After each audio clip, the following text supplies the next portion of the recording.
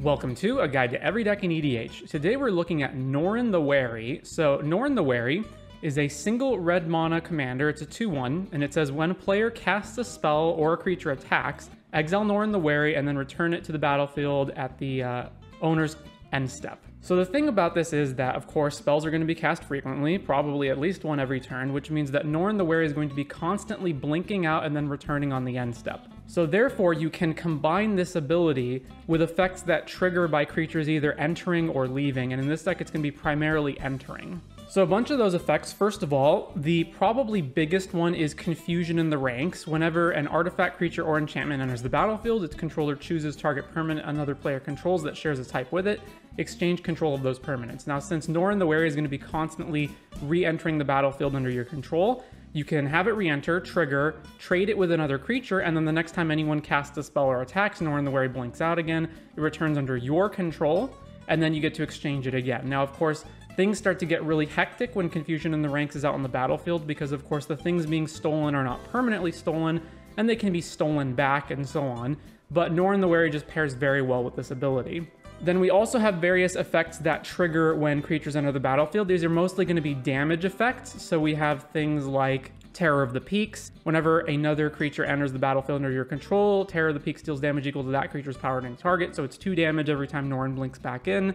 Things like Witty Roastmaster, Impact Tremors, Porphyros. You're going to have these types of effects that are triggering and dealing damage to your opponents whenever Norin is re-entering, which is going to be usually once every single turn.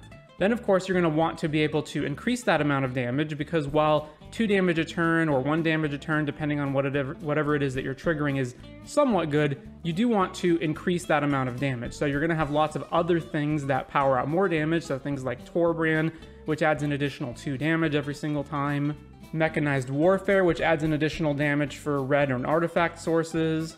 Ojer Axonal, which is a new card from Ixalan that increases the damage of non-combat damage sources up to Ojer's power, which is 4. And then you've got other effects that just pair well with most of the rest of this stuff. So Pandemonium, another damage dealer when creatures enter, although do note that it is symmetrical, so it also applies to your opponent's creatures entering. Chandra's Incinerator, whenever a source you control deals non-combat damage to an opponent, Chandra's Incinerator deals that much damage to target creature or planeswalker that player controls, so this can pair with other cards like Impact Tremors to also deal damage to creatures. Gimli of the Glittering Caves is whenever another legend enters the battlefield under your control, you put a +1 counter on him, and then he can, whenever he deals combat damage, you make a treasure token, and he has double strike, so he's basically a 3 mana, net 2 treasures every time he attacks, and because Norin is probably blinking in every single turn, he's going to rack up 3 to 4 +1 counters every turn cycle.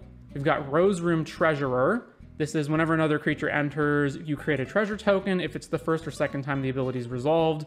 Otherwise, you may pay X, so if it's the third or more time the ability is resolved, you can pay X, and when you do, it deals X damage to any target. This is mostly just you keep generating treasure tokens every single time Norin blinks in. Treasure Dabber over here is just miscellaneous utility in this deck. Same deal with Pyrohemia. So the downside of Pyrohemia, sacking it if you have no creatures in play, can always be subverted by constantly blinking Norin around. So you can, for example, whenever a player casts or attacks with a creature, you blink Norin out, then you can activate this as many times as you have red, or however many times you want to activate it, deal damage to whatever creatures are on the board, whatever players, and then on the end step, you can return Norin to play, and then have this not be sacrificed. Then you've got Urabrask's Forge. This is just another good thing to make tokens that will trigger all of these other cards in the same way that Norin would. So at the beginning of combat on your turn, you put an oil counter on it, then you create an X1 red horror creature token with trample and haste, where X is the number of oil counters, and then you sack the token at the beginning of the extend step. There's lots of cards that do similar things to this, but just anything that generates a token every turn will work. Of course, we're in mono red, so why not apply some stacks as well? So we've got Blood Moon and Magus of the Moon. We've got Ruination and From the Ashes to sweep all the non-basic lands. Decree of Annihilation will just straight up destroy all the lands if you already have a better board state. Like, let's say you get out Norin, plus you've got some damage dealing permanents that trigger when it enters. You can just sweep all the lands away and then potentially have a better board state than what your opponents have. Stranglehold, which prevents opponents from searching their library or taking extra turns.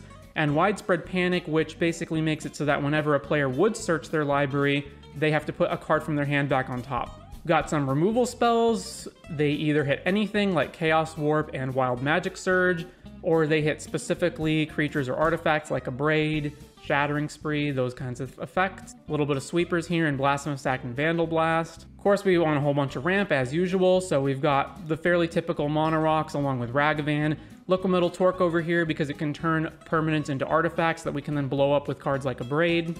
We also have the keys like Manifold Key and Voltaic Key to untap things like Grim Monolith and Mana Vault. Relic of Legends here also pairs very well with Norin. Since Norin's coming into play untapped, it basically means we always have a red mana open at times when Norin is not blinked out, if that's relevant. And Treasonous Ogre because it can just generate a ton of red mana. Some lands, mostly mountains. We've also got Valakut here to trigger off of these various mountains that we're playing if the game goes really long. And Kur Keep here pairs well with Confusion in the ranks, so we can have just a way to make tokens. It also pairs with all of the Impact Tremors and all of those other cards that care about creatures entering the battlefield. A little bit of fast mana, some counter spells in red. Then of course we're going to want our combo pieces, so Panharmonicon is going to increase the amount of damage that all of the Porphyro style triggers are going to have. We've got Genesis Chamber, which is going to generate additional tokens whenever Norin enters, so that we get to double up in the same way as Panharmonicon for all of these triggers, although do note that it also applies to our opponents. And then we've just got some straight up regular 2-card red AB combos, so like Dualcaster Mage plus Twin Flame, or Kiki Jiki plus Zealous Conscript to generate infinite hasty tokens and attack our opponents to death if we want to go that route. Then a little bit of card draw as well, so of course the One Ring, which is going to pair very well with our various keys that untap it, and things like Burgi. Tome of Legends, which gets a counter every single time Norin enters the battlefield or attacks, and then we can just remove a counter for 1 mana to draw a card, and Wheel of Fortune just draw more.